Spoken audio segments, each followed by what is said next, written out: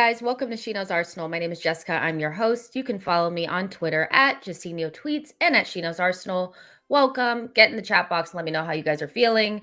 On today's show, Real Talk, we're going to be talking about the Emery revisionism. There's a lot of Emery chat on Arsenal Twitter, and just Arsenal in general. It's like Emery can't do anything without like it being brought back to Arsenal, and obviously we're going through a difficult time, so this is a very opportunistic and convenient time to start revising history on Emery.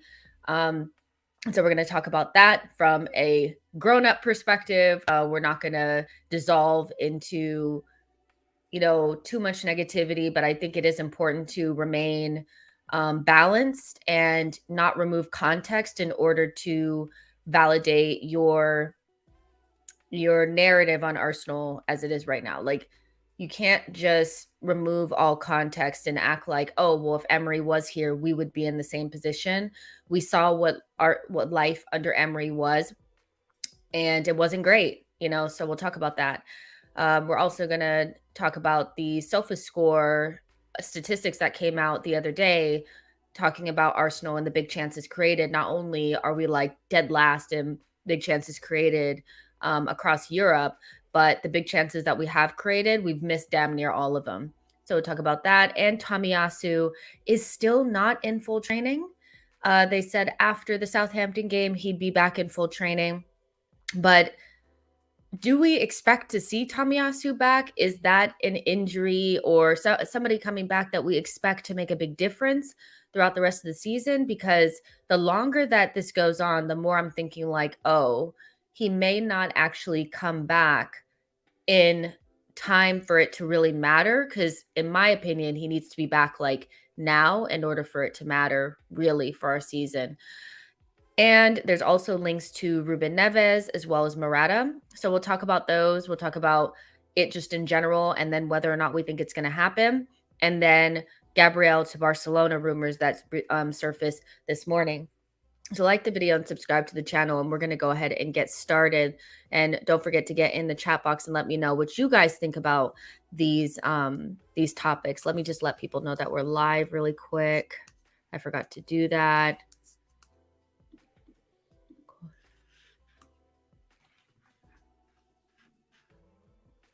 All right. So last night, Chelsea went out of the Champions League, and so did Bayern. And they were both looked at as upsets. I don't really think they were both upsets. I think Villarreal going through over Bayern Munich was an upset. Chelsea and Real Madrid, I think, was a very even tie for different reasons. But just focusing in on Villarreal and Bayern Munich and the really good job that Unai Emery has been doing since being there, I do think that he's a very good cup manager, and he's getting better and better as time goes on. He has four Europa League wins under his belt, and he also is now taking Villarreal to their second semifinal berth in the Champions League. So I do think that in the time that we are in right now as Arsenal fans, it does feel like, oh, look what he's doing there. Why can he do that for us? Why didn't we keep him? Let's go back to 2019 when Emery was manager at Arsenal. When he was hired, the goal for him to be there and the reason why he was hired is, one, because Arteta wasn't really available at the time, and Emery was a Europa League specialist. So because he had won the Europa League a couple times, and that's the competition that we were in, and at that moment in time when Ivan Gazidis was in charge, the whole point of bringing in Emery was to cut corners because we had dropped off already in terms of being a Champions League team, and they wanted to just get the cheat code. And at that time, he was the cheat code for Europa League. If you got him in, he would win it for you. Now, this is also off of the back of him really failing as PSG manager. So there was a lot of skepticism around the Arsenal fan base on whether or not we should hire this guy. Some people didn't even know who he was. So let's not sit here and act like he was perfect everywhere he was before. He had just failed at PSG, a really big club with a lot of ambition, and he did not do well there. They also made fun of him. It was not just Arsenal, but nevertheless, it doesn't really matter. Making fun of a manager is not good, from the fans or the media or the players. So he comes to Arsenal, and the whole point of him being there was to win the Europa League. Let's not make any, like, there's no other way to really to say this any more bluntly. He was there to win the Europa League. It was not a long-term project. And yes, Bongo Man, BW, he did fail, because based on what kind of club you're at and what the requirements are of that club, like, even if he wins the league, like, look at Pochettino. He failed at PSG very similarly to what Emery did. Not winning the Champions League at PSG with the talent that's at your disposal is a failure. So let's make sure we get really clear. He did fail. And if you go back to go look at some of the newspaper articles that came out, the things online, he failed at PSG based on what the requirements are for that club. So he came to Arsenal wanting to win the Europa League, and that was like the main reason why he was there. It was short term. This was not looked upon as some sort of long-term thing. We had a team that the club felt like could fit into, well, we were paying Champions League wages, so we just needed somebody to help us get there. And for me, if you go back to Emery, and this is separate of Arteta, and I think when you're having this conversation, you can't just go, well, look at what Arteta's doing. Let's just stick on Emery for just a second. Emery did not build a system. There was no style of play. It was almost as if for the entire season we were playing cup finals. So it was just win at all costs. There was nothing sustainable about the way that we were playing. And we were very, like, reliant upon Aubameyang. In my opinion, it was like, as long as we can get Aubameyang in good positions, he'll score and we're fine. So I thought that entire season felt very like, let's just get to the end of it and hopefully we get it over the line. But there's nothing sustainable about the way that we were playing. A lot of the football that we were playing was dire. It wasn't very good. We were conceding a lot of shots, but we were getting wins in very lucky ways. And once we get to the end of the season, it's kind of like, okay, it's crunch time. We had about 7 games left. It was around this exact same time where we were still in the Europa League semifinals, and then we got to the final, and we started to capitulate in the league. We couldn't do both. And I do blame the players as well. I don't think the players had the mentality to fight in more than one competition. So it's just kind of like, it's one of those where you have to remember that he made decisions that kept us from winning those games against Brighton and Crystal Palace. But equally, I think the team didn't have the mentality. So it wasn't just all Emery. But again, when people evaluate Arteta, they say it's all Arteta. So we're going to use that same logic for Emery. So we get to the end of the season. All we had to do was win one game. From those 7 games, we just had to win one. And I remember being at the Brighton game. That was the first Arsenal game I ever went to. And I remember watching Xhaka. I think Aubameyang had a penalty. He scored that. And we were 1-0 up. And all we had to do was just relax. And we were at the Emirates, so just relax. And Xhaka drags one of the Brighton players down in the penalty box. Boom. They score the penalty. We go away 1-1. That's not enough. And I remember watching the games before our game started, and Man United were an atrocity that season. So we had a clear shot at top 4. We really should have gotten it. And we lose against Crystal Palace. I think we lost against Southampton as well.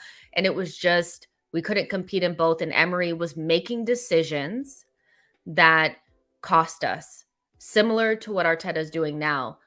capitulating because the pressure at Arsenal is something that you don't experience at Villarreal, that you don't experience at Valencia or or Sevilla. It's different. So he was under immense pressure to make sure we got into the Champions League, and he had bottled his easiest probably chance, which was to just beat Brighton, to beat Crystal Palace. Couldn't do it. So we get to the Champions League final, and I think it was a combination of the players being mentally weak and them just not respecting Emery, and all of that came together really, and we imploded. And we had beaten Chelsea twice that season already. So, and it was a really poor Chelsea team. So for us not to get to the Champions League, I think is a very big scar left for the Arsenal fans to kind of contend with. I don't think we've ever really recovered from it. Now, in all of this, what I will say is that this is just from the context of him at Arsenal. And this is the only context that really matters, I think. The context of Emery now being at Villarreal and winning the Europa League last season doesn't have anything to do with Arsenal. The only thing that matters is what did he do while he was at Arsenal? And I find it very disingenuous for Arsenal fans to be basically saying that, oh, we should have kept Emery. He would have been the guy. Or almost acting as though they didn't live through that season of disappointment, of being so close in the league and him making decisions. And I think it's both. It's the players and the manager. That's how I think about things now as well. It's not just Arteta, it's the players too. And we just couldn't get it over the line. And we had a very good opportunity to do so. And so I just find it very strange that, like, okay, so Emery gets to the semifinals with Villarreal and beats Bayern. And for some reason, that's some sort of indictment on Arteta. The only thing that we need to be focusing on is what Arteta does from here. Like, we don't need to really be comparing him to Emery, because if you start comparing him to Emery, then compare him to the Emery that was here. Because the Emery that was here also didn't beat Crystal Palace, also didn't beat Brighton. And ultimately, that's the reason why we didn't make it into the Champions League. And, oh, well, if we would have given him more money, they weren't going to give him more money, because if you go back to what I said in the beginning, he was just there to piecemeal this shit together and get us over the line. Everything about what Arsenal has done before Arteta came in has been short term. It's been short-termism. Between Arsene and Arteta, everything that we did was short-termism. It was, we're paying these wages. This team needs to be in Champions League. What can we do to cut corners? We knew we weren't good in the league, so get the Europa League specialist to come in and do it. He was never a long-term manager for Arsenal. He was bantered by the fans and the media and the players, and that didn't really help. But I don't really think that he was the guy. And to see people saying that if we had just given him money, if we had just given him more time, if we had just did this, that he would have done better, I really find that disingenuous. Emery wasn't the guy. But that doesn't mean that I'm saying that Arteta is. I still think it's in question whether or not Arteta should be Arsenal manager. I think we will learn more within the next 12 months whether or not he actually can do this. But the book on Emery is fucking closed. It's closed. So let's not go back and act like he was great and we just didn't see it.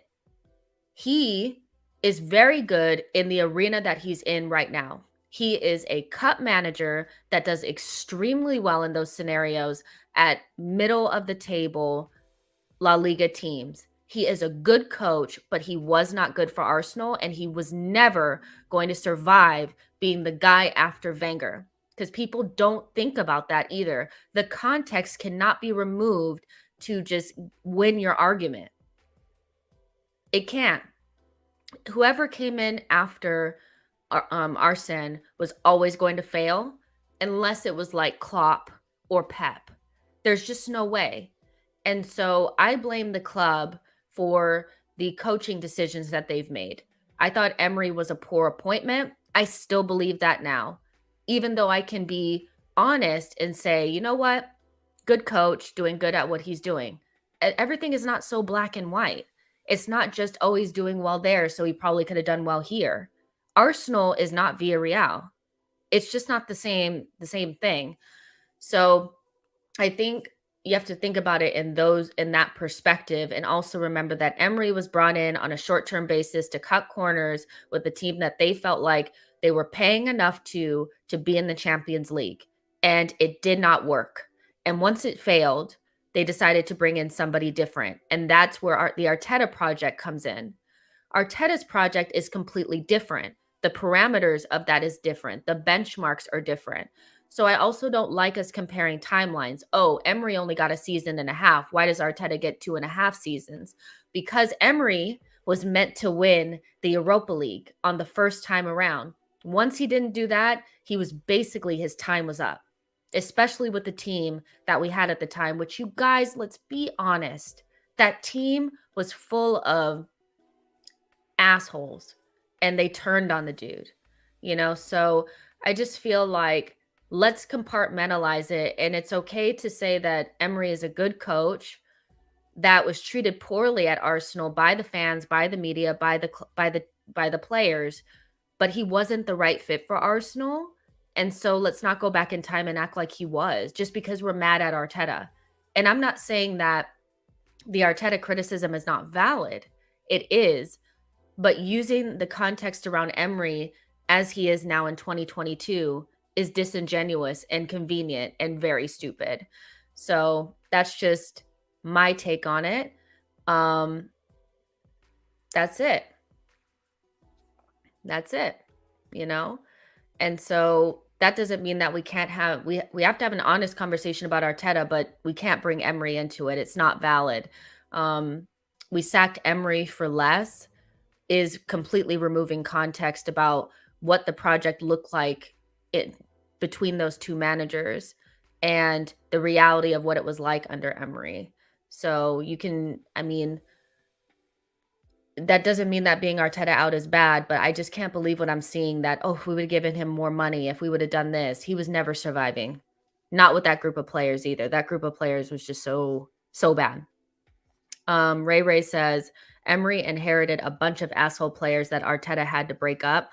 Exactly. And I do think that what Arteta has done in terms of getting the clicks out and trying to build a good culture has been good.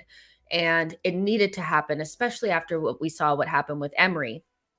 And no manager would have survived that unless it was a manager that they deemed at their level. And even at that, I don't know if it would have worked. But where we can start looking at Arteta a little bit closer is whether or not he has the capacity to really improve this side and get us to where we want to go sooner rather than later. Because I do have questions around Arteta's, like, is his inexperience going to leave us in a state of mid-table for the next 4 or 5 seasons? That's where I feel like you just have to stop the Emery conversation and then start the Arteta one with a fresh, just fresh. It cannot have Emery attached to it. But Emery did inherit some very bad players with bad attitudes. And it was just a cocktail of bullshit that just imploded. And here we are. And we have to be honest about that. Just Incredible says, don't forget we were going to hire Arteta in the summer of 2018. They went with Emery last minute, not only because they wanted a quick fix, but also because Arteta failing would make the board look foolish. And I do think Arteta, if he comes in straight after Arsene, probably gets the same thing as Emery. It might have been worse just straight off the bat. We've seen how those players treated Arteta in the beginning. So I don't think it would have been any different right off the back of Arsene. I think it would have probably been worse. So I do agree. I have to say that, and this is the thing, because we live in a binary world where people are like, you either have to be black or white, left or right or wrong. There's no in between. I think I have to think about things from where we are right now in 2022 with Arteta, with 2 transfer windows and another one probably coming, sitting in 5th place, and feeling like I'm going through deja vu again.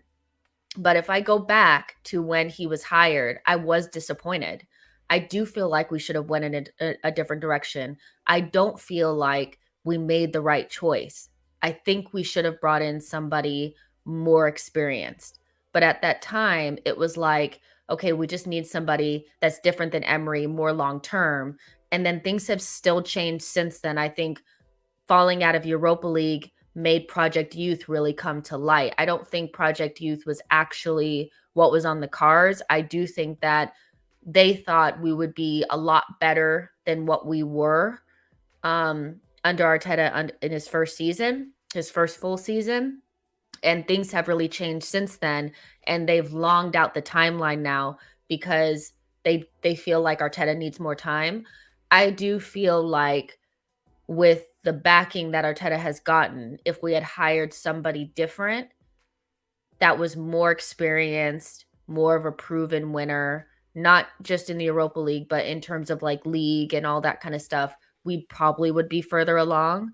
But I have to just get rid of all that and just focus on where we are with Arteta now and judge him based on, okay, this is what we're doing now.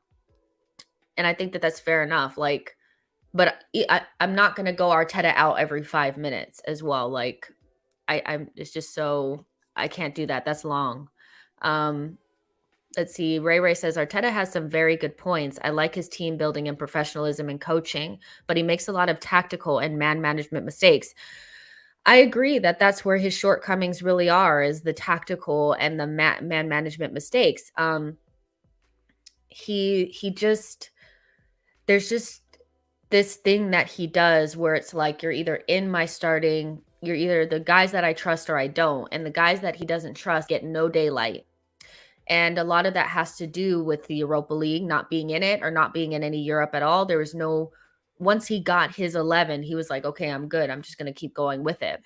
And with that, he played some players into the ground and also had some guys coming in cold. And so the man management is something that I do think he needs to improve upon, which I haven't seen a lot of improvement in, if I'm honest. And tactically, I do think he does okay, but I think we also have to question the chance creation, the way that we play, the way that we create goals, the fact that we don't score a lot of them. We had one hot month in December where we were basically scoring every single chance that we made, but now we've kind of petered out since then. And it's alarming to see how we create so little chances. And then the chances that we do create, we don't really put them away. It's very interesting. Like, I'm not sure. And it could just be that Arteta hasn't gotten his attacking players. But equally, Arteta was meant to have fixed the defense, and our defense has pretty much given up the same amount of goals that are actually more than we did last season. So there's some things that I feel like we can analyze around Arteta and what we actually like and what we don't like. And we could do it in a way that's not like Arteta out, Fraudiola, blah, blah, or whatever you guys call him, Paya Pulis. I think we could just be a little bit more relaxed. Yo-Yo says Arteta and Unai have had different jobs at Arsenal. It's not semantics, in my opinion, when recognizing that both worked under Raul and both failed. Yeah, I think they did have different jobs. And I think that's what's been lost, is that Emery was brought in to win the Europa League and he failed, and I don't, even though we know that the players played a big part in that, it's always down to the manager at the end of the day, right? So he failed at that.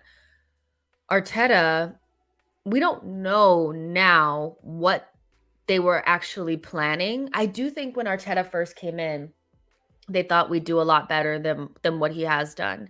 And he has the ear of the Cronkies. I don't know if he said it's going to take longer because these players are not ready. I need more players. I need this. I need more specificity, whatever. But 2.5 years under Arteta, I do feel like, based on where we finished this season, we can say definitively whether it's failing or not. Because I do think in 2.5 seasons, we need to see significant improvement in the league.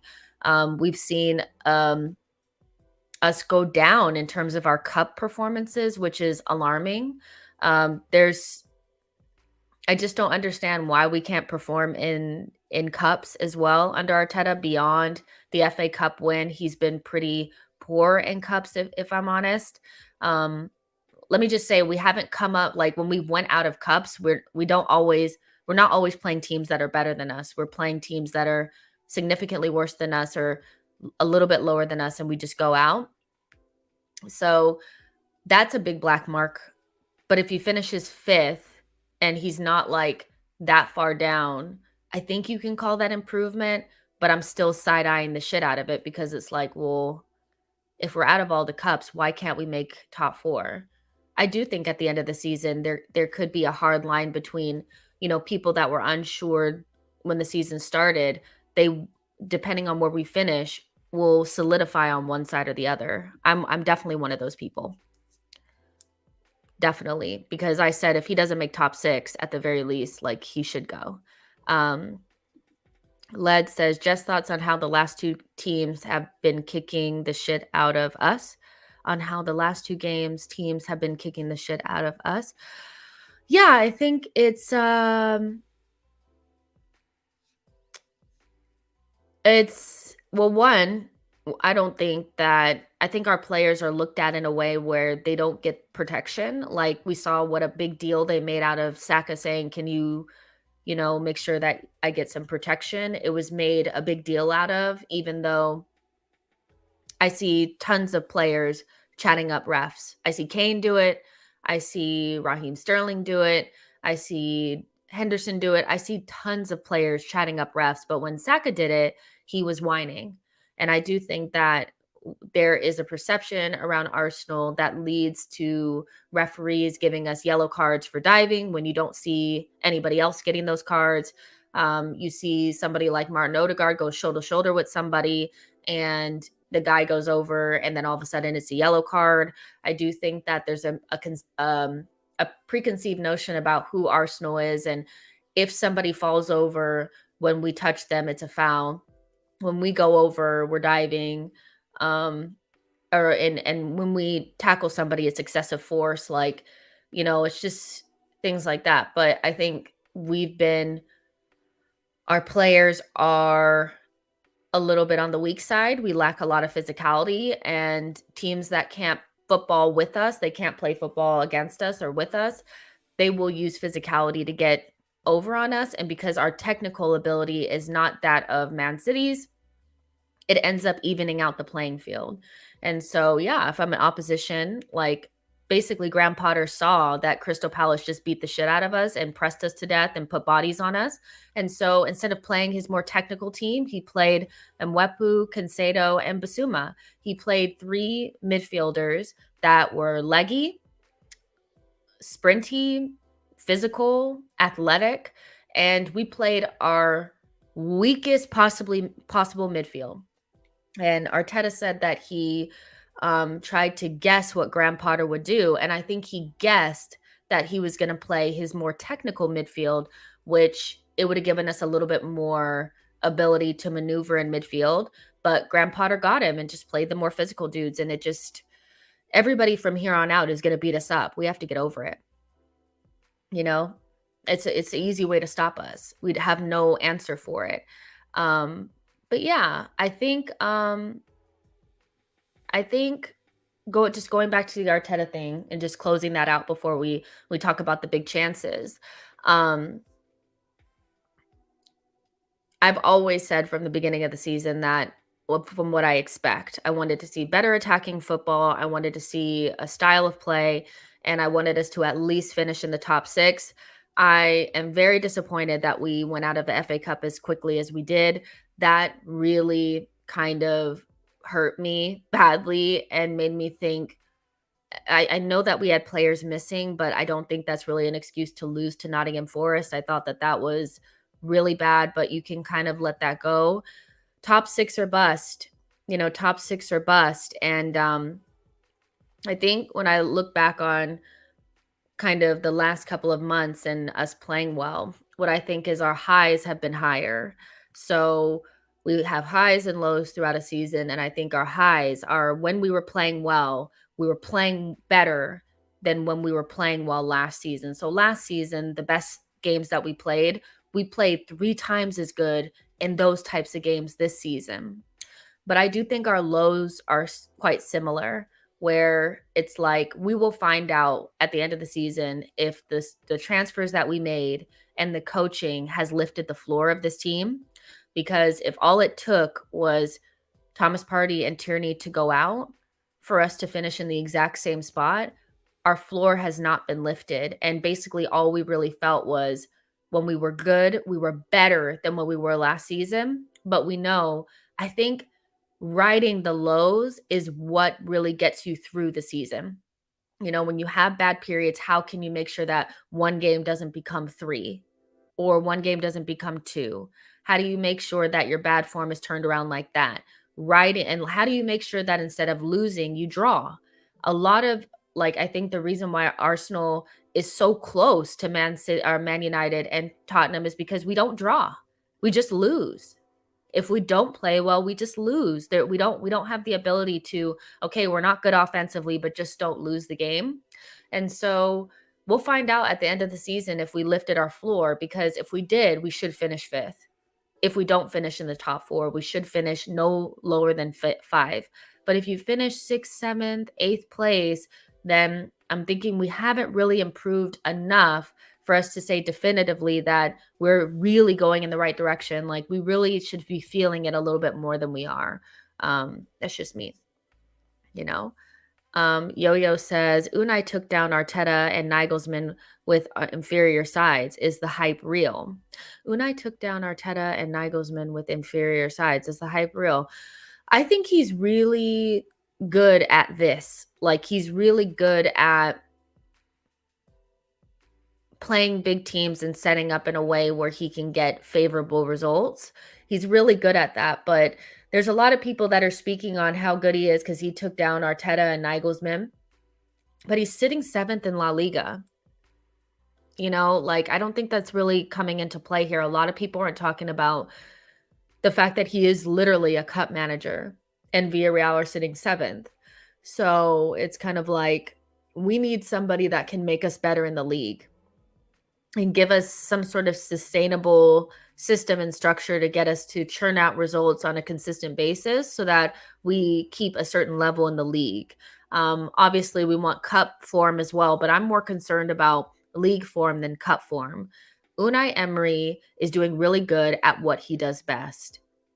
That's just it. And he's getting recognition now because Arsenal are so big that because we thought he was such a clown, the world thought that. And I'm sure that he really I'm sure he felt like shit. I'm sure he did.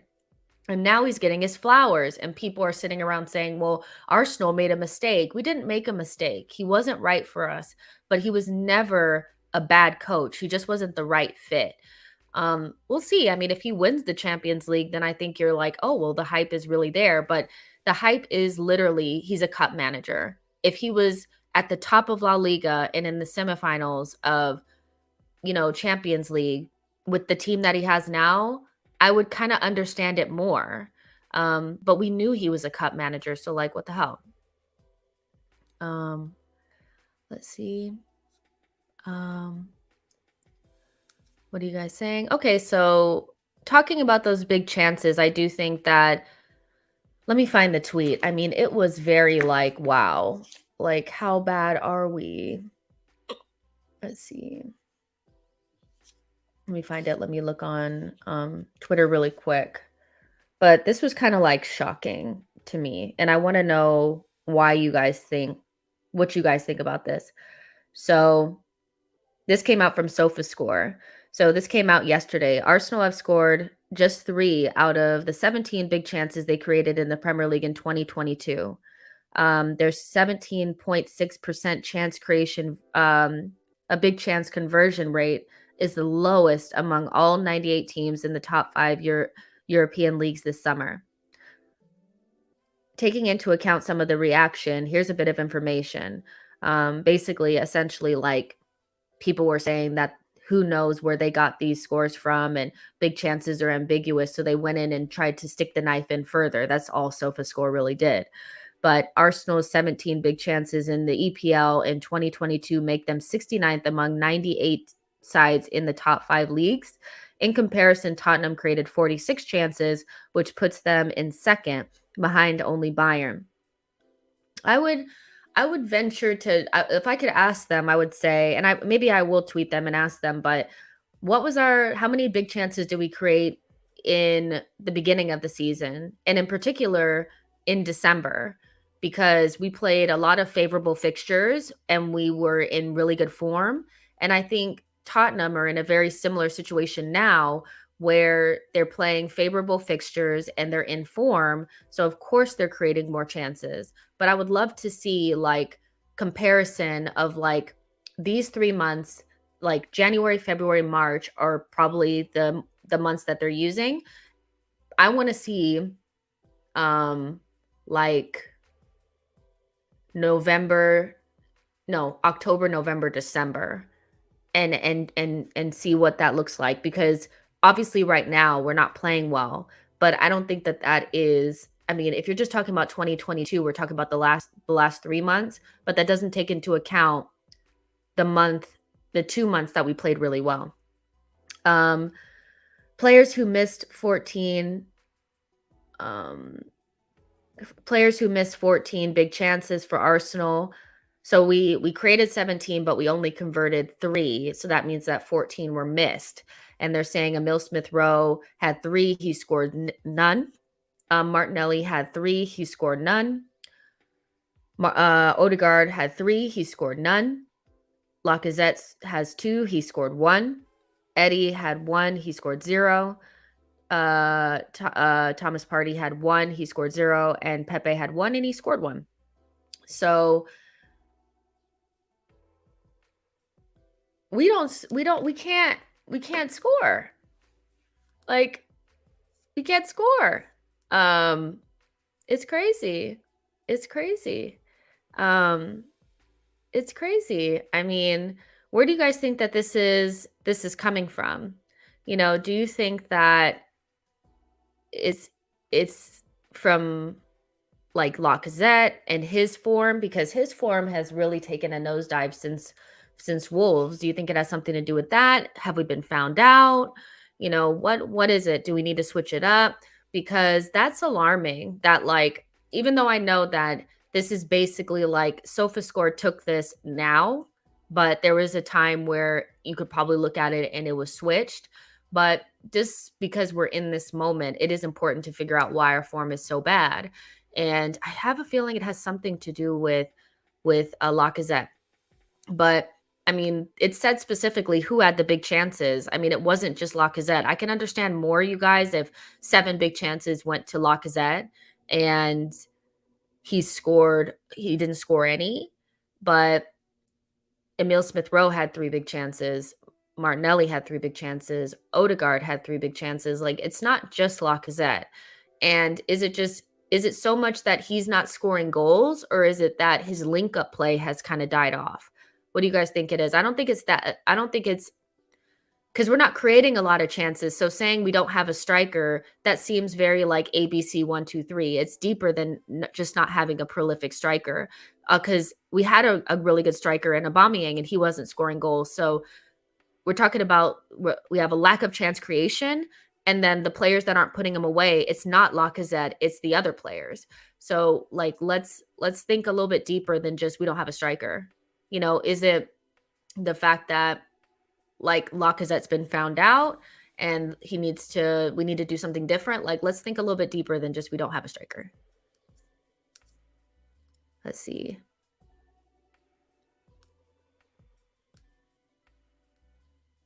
Let's see.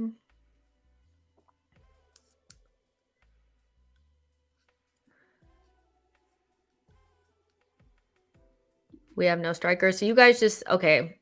Again, we have like one of the lowest amounts of chances created in the top 5 leagues. So not having a striker doesn't have anything to do really with the chances that were being created. This is what some of you guys were saying when Aubameyang was here. He just wasn't getting chances.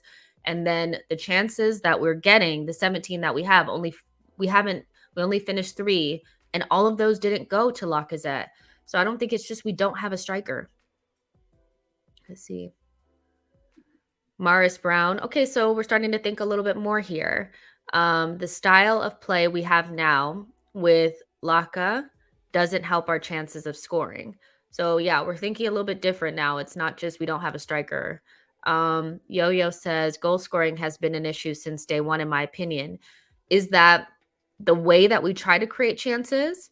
Because I think one of the things that we're missing is just different ways of being able to solve problems on the pitch. When I look at other teams, I think that one, they create chances so much easier than we do. They get into the opposition's penalty box a lot easier. I feel like the way that we play almost makes it a little bit more difficult. We're never really direct enough, in my opinion. And it's like, is there any, we don't have the ability to kick it over the top and just run into channels, and our players get it. And it's like, instead of, it's, except for like a small amount of time, I don't see our wide players attacking their fullback enough. I don't see them running into space and guys just kicking it over the top to them and then putting pressure. We don't press enough as well. This also probably has something to do with the fact that since like January, we've stopped pressing. Like our pressing numbers have went down and down and down. So do you think that gets solved when we buy new players? Like, I'm not sure, because we've bought a whole new back line. We have Thomas Partey in midfield. We have new fullbacks, and we still don't create enough chances. It's baffling to me. Ray says Saka, ESR, and Odegaard aren't great goal scorers, and yet Arteta plays a style that requires goals to come from them. That's interesting. I think that you're probably hitting on something like a point around, are these guys natural goal scorers? Are they natural creator scorers? I don't think they are. Like when I look at Odegaard, he's a creative player, but he naturally will always look to pass before he shoots. And when you have him and Lacazette in two of the forward positions, you're really limited in your attack. If you had somebody else on the other side, like you can have Odegaard, but if on the other side of the midfield we had a more attacking player, a more goal scoring midfielder, and instead of Lacazette, you have somebody that can add goals, there's more goals there, there's more creation there, where Odegaard and Lacazette are two positions out of our four, which, newsflash, we don't get goals from anywhere else. So if you have four positions and two of them the guys don't shoot, then all the pressure is on Saka. He's not a natural goal scorer, in my opinion. Like, he's somebody that he needs to build into this goal scoring position. And then you have Martinelli, a natural goal scorer who's not really clinical right now. So yeah, I mean, we need natural goal scorer creators in those positions. Name Block says we have no dribblers. Odie is lightweight and doesn't take on defenders. Yeah, but equally, I think that Odegaard is fine. I think it's the other 8 that needs to be considered in that, because I don't think it's like, okay, we'll get rid of Odegaard. I think it's replace Xhaka. If you have another number 8 who does some of that, some of the Ramsey-ish type of stuff, then you have somebody that can score from midfield. Man, that's just my thoughts on it. Drew Magus says Lacazette is not a threat to score, so teams can forget about him. Laka doesn't think he can score. Other teams don't have to think he scores. Our players don't think he can score.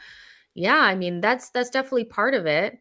But at the same time, like, ESR has 3 big chances. He didn't score any of them. I do feel like I know exactly what chances those are. Maybe he's carrying an injury, but Lacazette is a big part of this, but I don't think it's just, if you plop in another striker, it just solves everything. We need something specific. Let's see.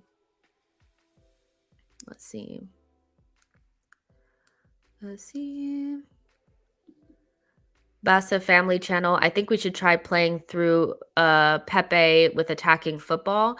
I think at this point, it's like, for the end of the season, I hate to say this, but I just don't see Arteta fiddling with it and trying to make it any different. I think he'll keep on with the same thing, because the one thing about the way that he plays is just very one-dimensional, and he doubles down on it even further when it doesn't work. And he plays it until it breaks. And I don't think he's quite reached the I've broken it yet.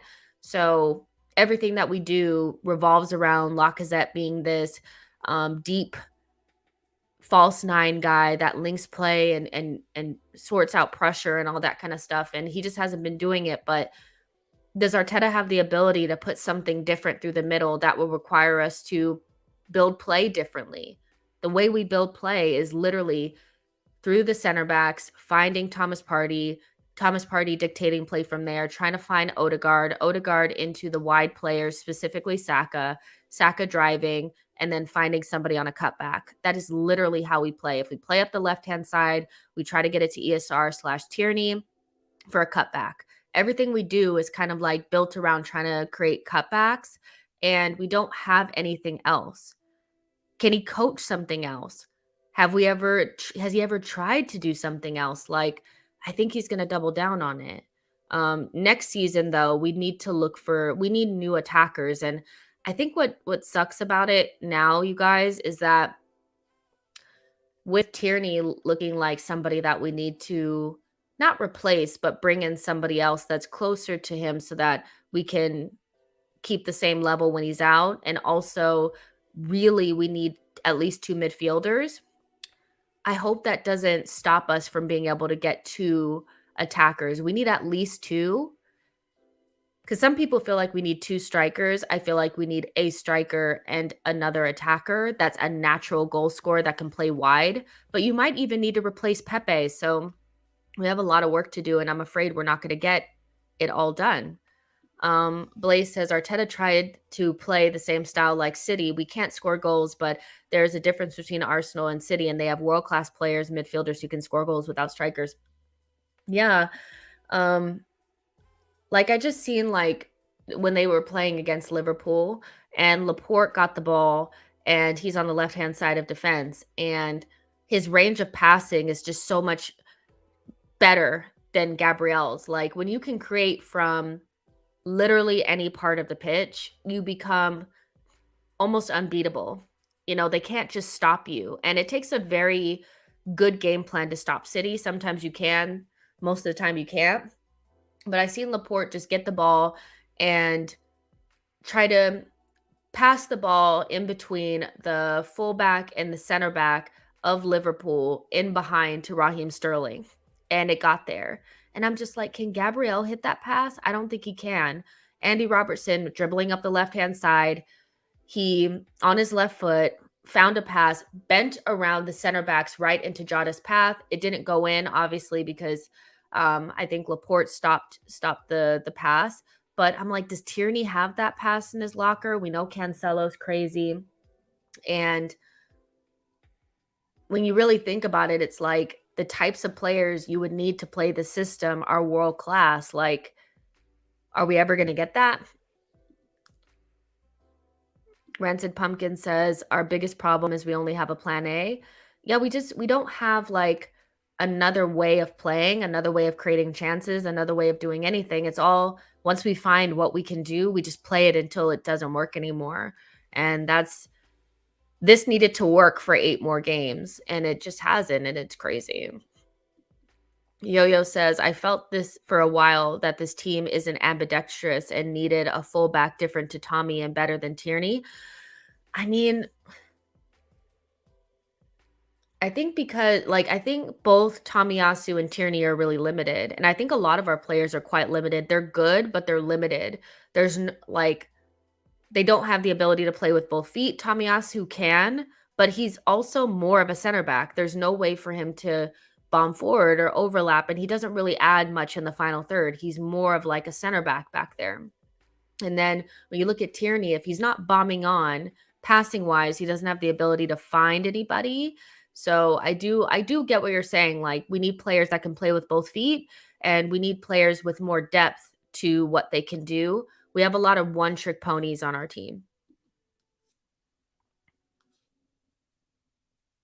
Let's see. Poncho says it's easy to critique players when things aren't going their way.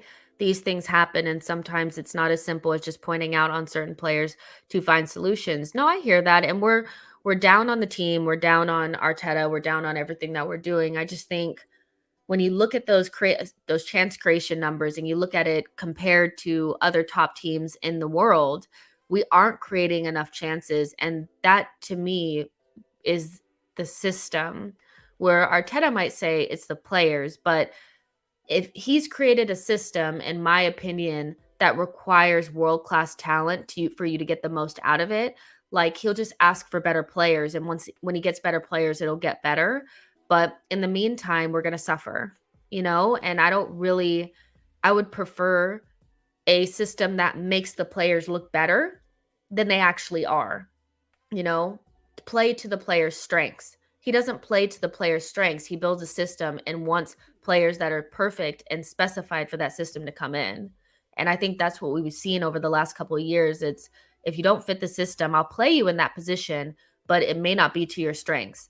Like he put Nuno in as the left fullback, and he was playing the Tierney role. Even Tierney doesn't play the Tierney role that well. His strength is to bomb forward, just like Pepe's strength is to, play on the counterattack. When we play those players, we play them like Saka, like Tierney, instead of modifying the system to get the best out of what you have right now. And that's what I really fear, is that Arteta's system only works if you have world-class players in your team. And once those players are out, or just the best players are out, it falls apart. And so if he doesn't have like Basuma behind Thomas Partey, what are we going to do? What are we going to do? So yeah, I just wanted to touch on that really quick. Name Block says our team is easy to defend against. Yeah, I do think so. I do agree. Like, I think we're easy to stop. So yeah, let's talk about Tomi a little bit. I was looking, somebody was saying that like Tomiyasu wasn't in the full training pictures, and I don't know, you guys, I'm getting a little bit worried about Tomiyasu. I wouldn't be surprised if, we kind of need him back and we need him fit and ready for the next run of games. Chelsea, Man United, and West Ham. And it doesn't look like he's going to be ready for those. And it's 3 games in 6 days without Tomiyasu. And I don't even, if he comes back now, like let's say he goes into full training after Southampton, he's not going to be ready, and it's so unfortunate, because he's somebody that we had kind of become very reliant upon. And I do think the way that we've started to give up more and more goals as the season has gone on is a direct consequence of not having Tomiyasu in your team for a significant amount of time. And then once you lose Tierney, it all falls apart. And Ben White and Gabriel and Ramsdale have looked shaky, to say the least, since like Tierney has been out. So I don't know. I'm feeling like maybe we just wait for next season for Tomiyasu to come back, but he's another one that we need cover for. We can't go into next season with Cedric as your backup, because as good as Cedric has done, as the season goes on, he was like, he was okay, and then he got pretty good, and then as the team's form dipped, he really has dipped a lot more. And if Arteta's the type of manager that needs like 2 really good players in every single position, right back is definitely a position that we need to address in the summer. Because, and I don't think, I've heard people say like, just play Saliba there. Have you seen him play right back? He's not very good there. I love Saliba, but he's not. Let's just play Ben White there. I don't think that's really getting the most out of a $50 million center back that you bought. We need a right back, and we need a good one. I do like Brooke Norton-Cuffy, who's coming through the academy. Obviously, George has talked about him a lot, and he's on loan at Lincoln, and we've just given him a new deal. But I don't know if he'll be ready or not to play for us next season. But we need a right back. And no, I don't want to see any wing backy types, like no Lamb tees, none of that. Like a real quality right back. So that because if Tomiyasu is going to be injury prone, which some of his injury record does look like he's somebody that suffers with muscle problems. Yeah, we need a new right back as well. Let's see. Morris says the fullbacks, center backs, and the keeper. So basically, depth for the entire defense. I was thinking about that the other day, Morris. Like, I was just sitting there and I was like, we're going to end up buying a left back, a center back, and a right back this summer. And it sucks because we just want to focus on the attack, but we're going to have to go back to the defense again in order just to like get us solidified. I hate that. I hate it. I don't want to see any more defenders, but we need it. We just do. Like, we need a starting left back. We need a backup right back. I made the suggestion yesterday, or maybe yesterday, the day before, about James Justin. If he can come back from his injury, he's somebody that I would consider because he can play on both sides. Like Yo-Yo said, he's ambidextrous, so he can he can use his right and left, and he can also play on the right or the left-hand side of the back line. He's an actual fullback, not a wingback. He's very fast, athletic, physical, but one of his biggest strengths is his key passes. So he's somebody that in the final third can pick out a pass and be a part of the attack. He can also score goals. So that's somebody that I would suggest if we're not going to be able to get both. So, but we really need backups for the defense because, like, I mean, we're a Ben White injury away from catastrophe, really. I know Saliba's going to come back, but even with Pablo Mari saying that he wants to stay at Udinese or stay in Italy, please stay. We don't want you back, but we'll need a backup left back or left-sided center back as well. So we need a lot of stuff. We need a big summer. Amira says, apparently Lacazette wasn't pictured in training either. Positive is it looked like Xhaka was training in midfield and Nuno as a left back. Yeah, I mean, play players in their right positions. Don't galaxy brain it. Like, we've played a lot of games without Thomas Partey and without Tierney this season. Like, this is not like new. This season we've played without them. So we need to go back to what we were doing when we were playing without them. And basically we just played how we normally would play. Xhaka and Sambi together, Nuno as a left back. Like, just play people in their regular positions and let them cook. Like, don't galaxy brain. Like, he got it so wrong against Southampton, or against Brighton. He needs to get it together. Yo-Yo says, Tomi is injured because he was already rushed back. He's done for the season for me. Otherwise, you're setting him up to fail. No, I agree. And like, I just feel like our physio team or our medical team rushes back a lot of our players. If Thomas Partey was fatigued at all off of the back of flying back and like when he came back from Ghana the first time or AFCON the first time, he was clearly tired. He should have been sent home and they allowed him to sit on the bench and they actually brought him in against Liverpool. That was a game that we were always losing, by the way. We were never winning that game. And we brought him in and he got that red card and he's out.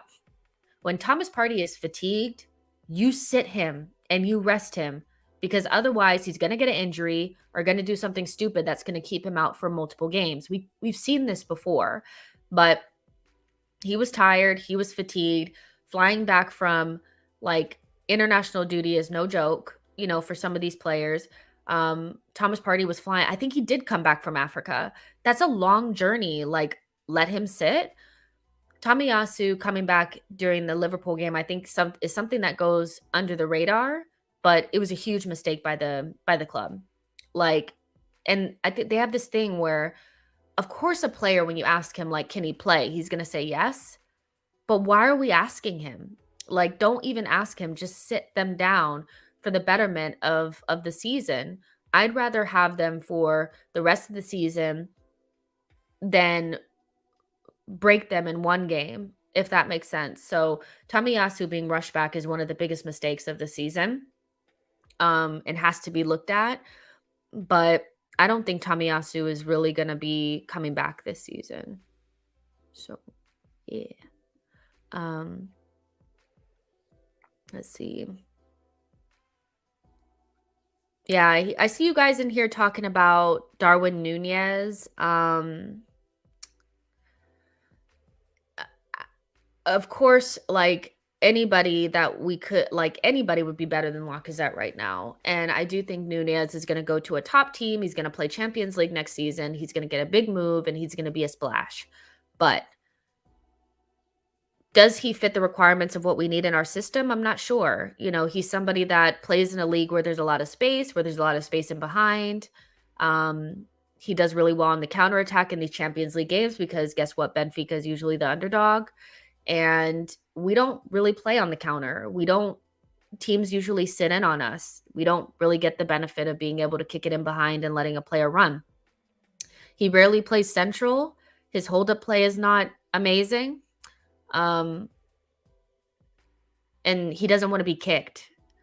He kind of has that Aubameyang thing about him where he would rather go wide so he doesn't get kicked by center backs. And we kind of need somebody. We went after Vlahovic for a reason. He exists centrally. He gets kicked by center backs. He holds up the ball and plays it out wide to the on-running like wingers and fullbacks and stuff like that. And so I think Nunez is somebody that obviously I would take because he's better than anything that we have. And he can work on his first touch. But I do worry that he doesn't naturally just fit what we're doing, and Arteta would have to change in order to suit him.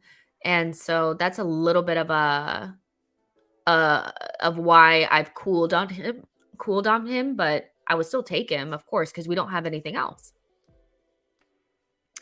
But yeah, Yo-Yo. I don't like to see players being set up to fail. The manager has a duty of care. I agree. It's something that has to be looked at, rushing these players back.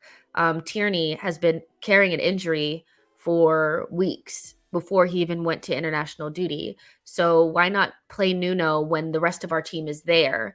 Nuno would be less of when Nuno plays, he's playing when we don't have other players. Like we were playing against Nottingham Forest. We didn't even have our midfield. Every time he plays, he's playing in a weakened Arsenal side. If he was playing with the rest of the team, he probably would have been fine. So I don't know. We just play the players until they break. Amira says, do you think the period of Tommy's recovery period has to do with Cedric's form? Feels like the physios can really take their time with Tommy because Cedric has been doing better than anyone expected. Yeah, I mean, I do think we can take our time, and I just wouldn't play him unless he was like 100% at this point because we'll need him next season. The season's almost over. I think the only issue that I have now is that because we have Tierney out now, we're weak on both sides. If it's one thing to have one fullback out, but to have both, you start to really see the dip in quality. And with Nuno, you can't play with Cedric as like another center back. It's kind of like we have one that bombs on and three center backs all the time. So Tierney was playing more like a center back when Cedric was playing. Now, if you try to play Nuno, who's going to play more like a center back? And I think it leaves us exposed if you just let Nuno and Cedric do their thing. So I do think that we'll start to see a little bit of a drop in Cedric if we continue to play Nuno on that side without changing something on the right-hand side. I don't know. It's just, but we should take our time regardless. Because Tomiyasu, for him to get the same injury on both legs and to be out for 3 months, like you just might as well keep him out. So yeah, let's see what else you guys are saying. Hold on, let me take a drink of my water. I'm like so thirsty. Sorry.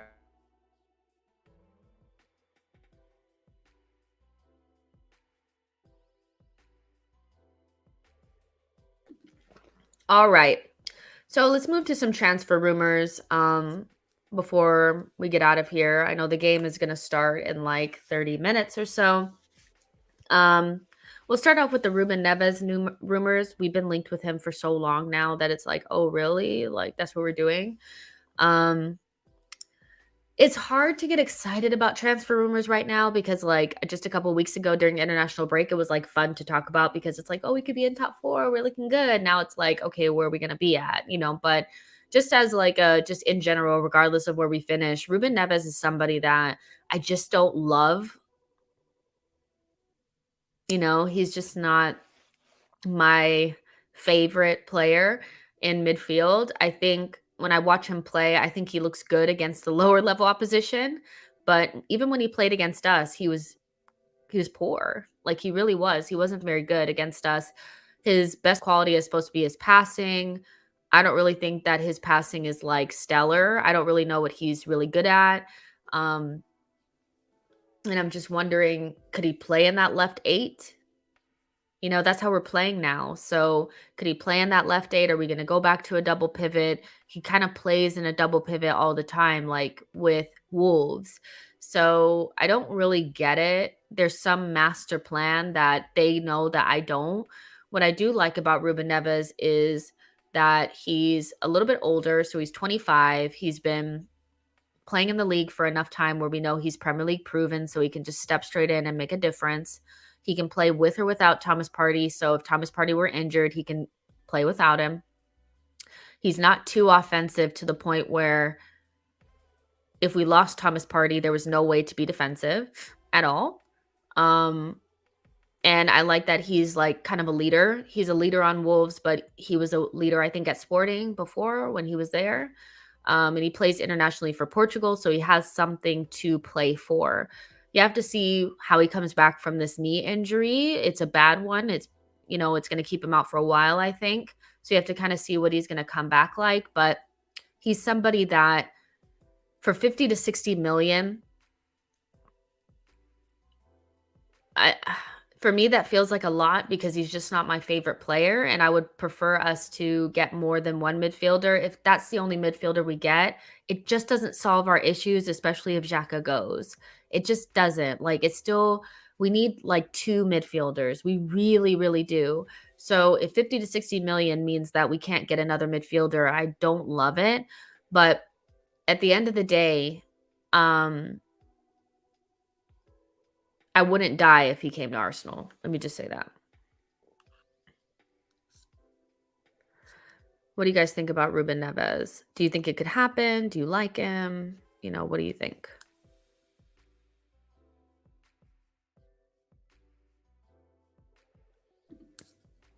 Fab to Cool says we need Champions League, Jess. I doubt we will have the pull to attract the quality of player we need to improve Sans Champions League next season.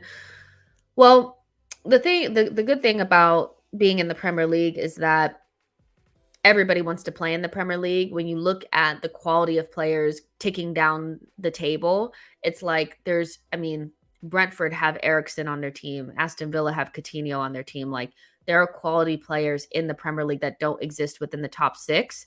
And everybody wants to play in the Premier League. You won't be able to get world-class players outside of Champions League, but there are players that would still come to Arsenal because we're a team that would be fighting for the top 4 that hopefully has Europe. So we can attract players, but they will be the youngerish players, not at the top of their game, that view Arsenal as a step up. So we'd kind of be shopping in the same, probably a little bit higher. If we get Europa League, we could get a little bit higher than we did last season or last summer. But I'm not completely like worried about like, okay, we won't be able to attract anybody. We were never getting Mbappe, and there are some players that just won't even look at you if you don't have Champions League, but that doesn't mean we can't improve the team. Ray says Neves is a goal scoring midfielder. Not really in the vein that I'm talking about. Like, when I think of goal scoring midfielder, I'm thinking more of somebody like Mason Mount.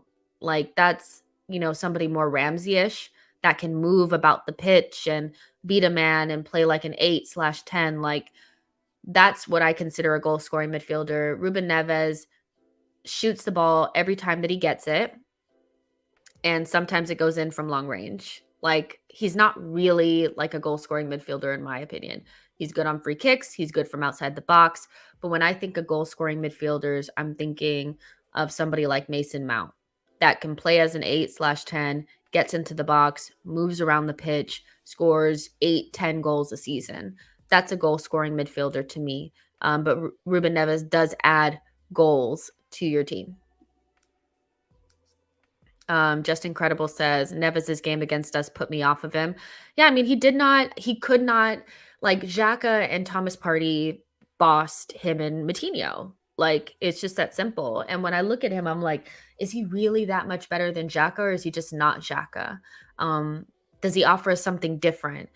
When we talked about the left eight before, what we spoke about was somebody that's able to be to win duels, that can drop into a double pivot and like a deep block and look natural there, and that could also add something in the final third. Um and I think he has the first two, but in terms of the last one, when I think of adding something in the final third, I don't necessarily feel like that means a long shot a couple of times a game. I'm thinking about somebody that has more mobility about them, somebody that can get into the left half space and make things happen. And I don't necessarily feel like that's him. I feel like he's more of a stationary midfielder that needs to stay in a double pivot because he'll get exposed and dribbled past.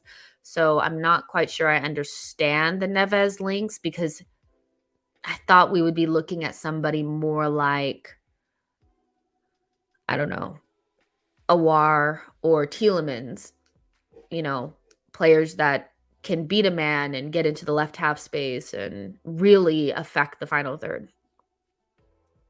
Rancid says Neves isn't a big upgrade on Xhaka. I'm not that interested in him. I mean, that's how I kind of feel. I feel like it's marginal upgrades. I think it's like I just don't want to see Xhaka anymore, so that'll make me happy.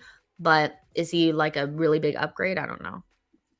Blaze says Madison linked again with Arsenal. Do you think Arsenal need him? Uh I'll start off with the second part. No, I think we need to do something different. I think the boat kind of I like Madison. I do. I do think he's a good player. Could he play off of the left-hand side and play as the left eight? Possibly. Um, do we need him? Now I'm talking myself into it.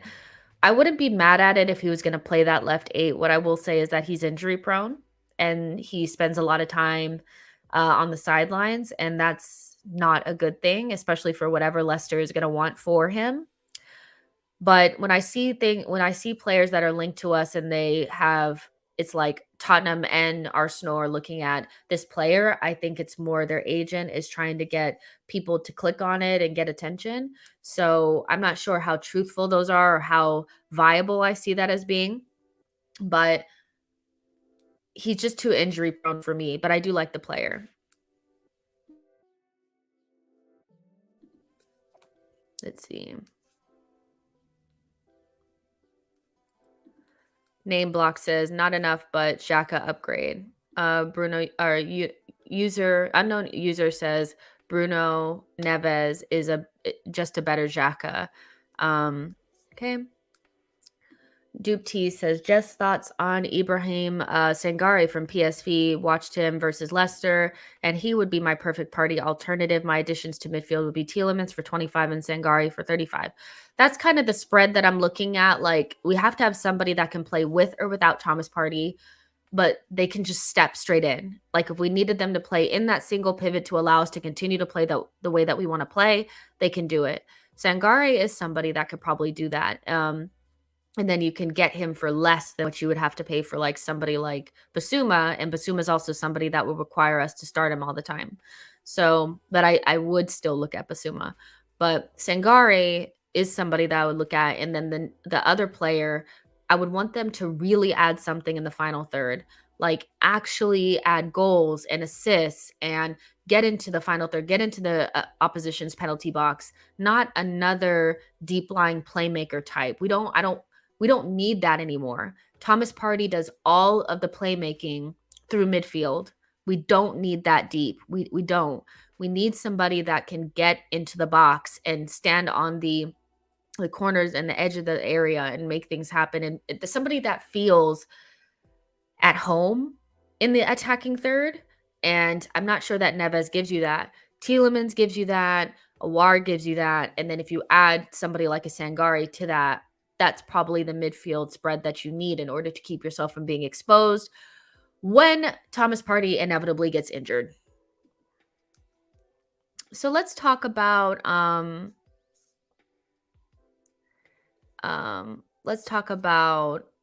Morata I saw Morata being linked to Arsenal from Atletico. He's on loan at Juventus from Atletico. I saw some Arsenal fans being excited about it, that we've offered 30 million and Juventus are only willing to offer 20.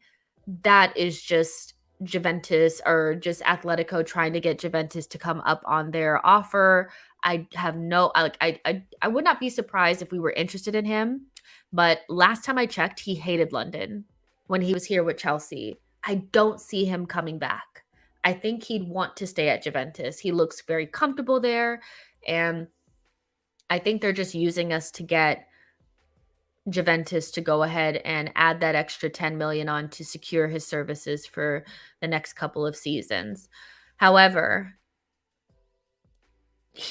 if there was like a younger version of him that scored a couple more goals, I do think that's the type of player that we would need as a center forward, because he has the ability to link play, but he's taller, he's stronger, he's better than Lacazette. Like when we talk about link play, like that's better link play than Lacazette. What Lacazette does is very like we overplay it. It's not that good, but it's effective because that's all we have.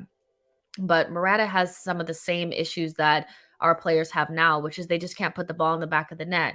But I do like that he's taller, stronger, can actually play centrally. I don't want somebody that wants to go wide to avoid getting kicked. But I don't know. Morata's just I don't think I can't see it, because I would imagine he'd want to stay in Italy. I can't see it. Diallo says, Jess, who's your number one realistic target for our midfield names, please? I do think we're interested in Neves. I also think we're interested in Tielemans, which is weird because they're so different. That's what I don't like about the strikers either. Like they're all so different that you can't really say like, okay, this is specifically what we want. But Tielemans with a defensive central midfielder would make sense to me. Not without it. Tielemans seems like somebody who's available, cheap, lightweight in midfield, which kind of seems like Arteta's like okay with our players being lightweight in midfield. Technical enough, whatever. He would come probably if we had Champions League. If we don't have it, I don't know if we can get him.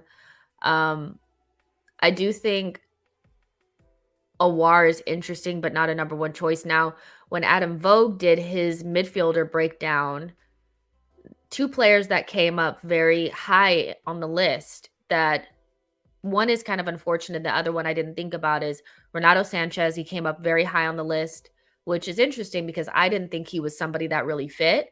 But within his model, Renato Sanchez actually fit almost perfectly in terms of availability, how much it would cost, the age, the profile, everything. The only issue that he has, and it's a big one, is that he is injury prone. So that sucked. But the other one was Thomas Lemar. Thomas Lemar came up as a very good option and a doable option for that left 8 position. We haven't been linked with him, and I'm pretty sure that any sort of negotiations with Atletico Madrid would be damn near impossible now, seeing as what we did with Thomas Partey. But he was an interesting option. But it's hard for me to pinpoint who I would actually want in midfield, because